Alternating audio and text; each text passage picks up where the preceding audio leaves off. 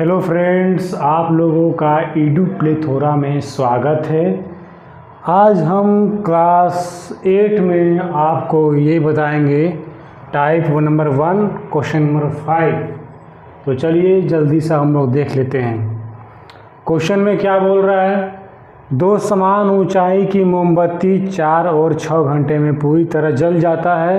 अगर दोनों अपनी अस्थायी चाल से एक ही समय पर जलना शुरू करें तो बताएं कितने समय बाद उनकी ऊंचाई का अनुपात 2:3 होगा। पहले से ही फिगर हम ड्रॉ कर दिए हैं, ठीक है, ताकि टाइम ज़्यादा ना लगे। तो मैंने मोमबत्ती बना लिया है M1 और M2। ये एग्ज़ाम में नहीं करना है, आपको समझाने के लिए हमने एक फिगर बना दिया है ताकि अंदर से समझ में आपको फील आ जाए, ठीक है। M1 और M2 लिख दिए हैं, मोमबत्ती 1 मोमबत्ती 2, ठीक। जो ये आपको पहले से पता होना चाहिए, जो इफिशियंसी होता है ना वो स्पीड की तरह बिहेव करता है। कैसे? क्योंकि 1 यूनिट डिफाइन होता है हमेशा कि 1 घंटा में इतना काम कर लेगा तो वो उसका एफिशिएंसी काम कहलाएगा। अगर 1 घंटा में नहीं है तो 1 घंटा में हमको निकालना पड़ेगा, इसीलिए स्पीड की तरह बिहेव करता है। Efficiency behaves like speed. तो इसमें बोला कि भैया दोनों एक साथ एक ही समय पर जलना शुरू कर रहे तो बताएं कि कितने समय बाद उनकी ऊंचाई का अनुपात 2:3 हो जाएगा। हमने मोमबत्ती को क्या मान लिया, M1 मान लिया, ठीक है। मोमबत्ती को M1 को क्या कर लिए हैं, अब और पूछा भी है कि बताएं कितने समय पर। यहाँ पर ध्यान दीजिए, यहाँ पर पूछा गया कितने समय बाद उनकी ऊंचाई का अनुपात इतना हो जाएगा।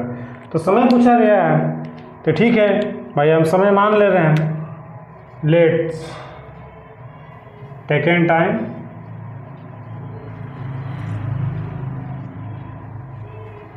टेक एन टाइम T, ठीक। हम लोग मान लिए कि उसको T समय में पूरा मोमबत्ती जल जाएगा, ठीक है। T समय बाद उनकी ऊंचाई का अनुपात इतना हो जाएगा, ठीक है।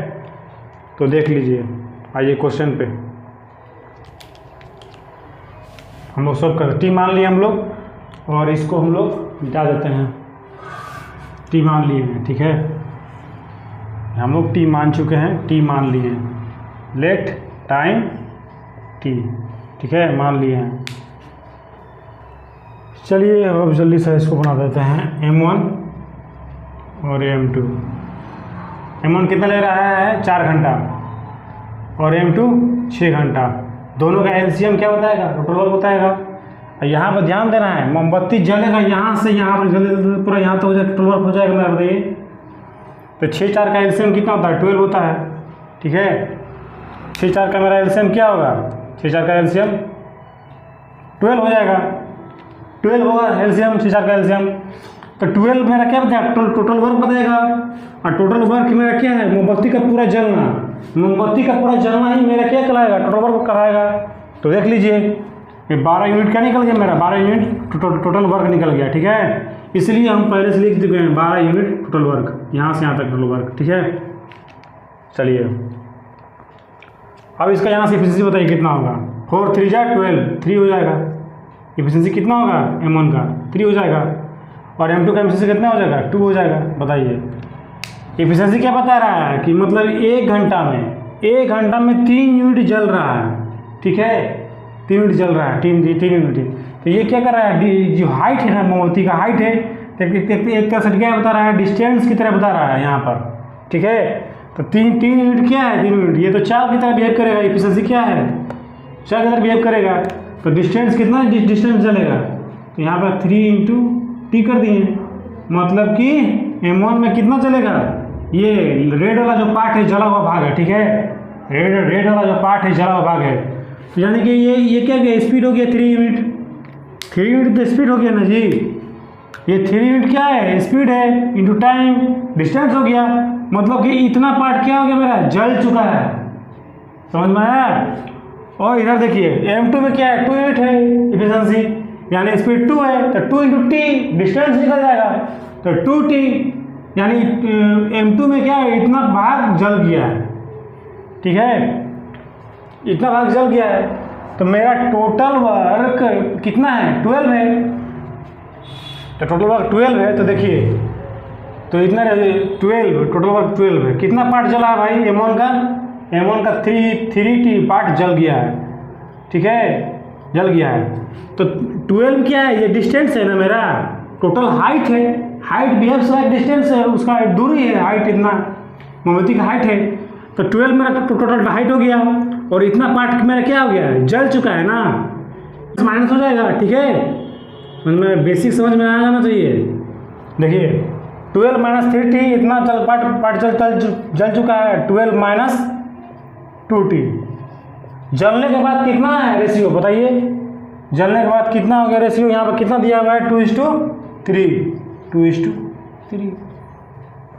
यहाँ से इसको रिजॉल्व कर देंगे, ठीक है, इसको सोल्व कर देंगे। इसमें कुछ है नहीं, यही तक कंसेप्ट था, इसको लिखना ही कंसेप्ट है, और उसको तो सोल्व कर देंगे, ठीक है। इसको मिटा देते हैं, ये इसको पार्ट ये आधा रहना चाहिए, ये वाला बहुत इंपॉर्टेंट काम, इसको मिटा देते हैं।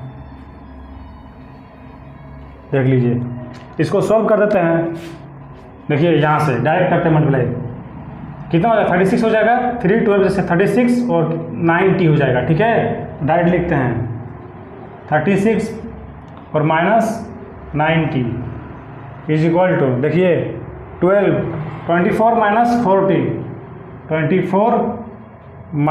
40, ठीक है। इसको उधर भेजेंगे, इधर आएगा, कितना बचेगा? 12 इधर आ जाएगा, और इधर ये जाएगा तो कितना बचेगा? अरे 90 उधर प्लस हो जाएगा, तो ये इधर आ जाएगा तो कितना हो जाएगा भाई? 5T हो जाएगा, और T इक्वल टू कितना हो जाएगा? 12/5 हो जाएगा, ठीक है। टाइम कितना लग रहा है? 12/5 लग रहा है। तो मेरा इसको फ्रैक्शन कर देते हैं, T इक्वल टू कितना हो जाएगा?